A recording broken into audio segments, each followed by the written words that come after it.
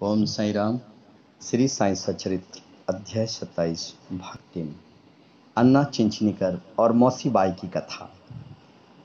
ये बाबा का जो उपदेश है, संदेश आप सभी के सामने मैं रख रहा हूँ, जो कि एक अन्ना चिंचीकर जो दामोदर घनश्याम बाबरे बाबा के भक्त थे। वे सरल और सुदृढ़ और निर्भीक प्रकृति के व्यक्ति थे। यद्यपि व्यवहारिक दृष्टि से वे रूखे और असहनीय प्रतीत होते थे, परंतु अंतःकरण से कपटहीन और व्यवहार कुशल थे। इसी कारण बाबा उन्हें विशेष प्रेम करते थे। सभी भक्त अपने अपने इच्छानुसार बाबा के अंग दबा रहे थे। बाबा का हाथ कठेड़े पर रखा हुआ था और दूसरी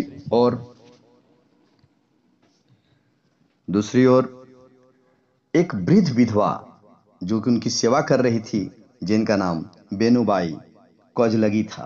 बाबा उन्हें माँ शब्द से संबोधित करते तथा अन्य लोग उन्हें मौसी बाई कहते थे। वे एक शुद्ध हृदय की वृद्ध महिला थी। वे उस समय दोनों हाथों की अंगुलियां मिलाकर बाबा के शरीर को मसल रही थी।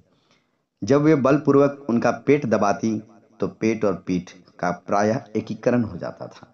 बाबा भी इस दबाव के कारण यहाँ वहां सरक रहे थे और अन्ना दूसरी ओर सेवा में व्यस्त थे। तो मौसी बाई का सिर हाथों के परिचालन क्रिया के साथ साथ नीचे ऊपर हो रहा था। इस प्रकार दोनों सेवा में जुटे थे। तो अनायासी मौसी बाई का मुख अन्ना के अति निकट आ गया और मौसी बाई विनोद प्रकृति के होने के कारण ताना देकर बोली कि अन्ना बहुत बहुत बुरा है।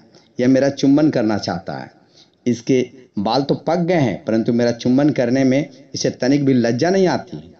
यह सुनकर अन्ना क्रोधित होकर बोले, तुम कहती हो कि मैं एक वृद्ध और बुरा व्यक्ति हूँ? क्या मैं मूर्ख हूँ? तुम खुद ही छेड़खानी करके मुझसे झगड़ा कर रही हो। वहां उपस्थित सब लोग विवाद का आनंद ले रहे थे और बाबा का स्नेह तो दोनों पर था। अतः उन्होंने कुशलता पूर्वक विवाद का निपटारा कर दिया और प्रेम पूर्वक बोले कि अरे अन्ना, व्यर्थी क्यों झगड़ रहे हो?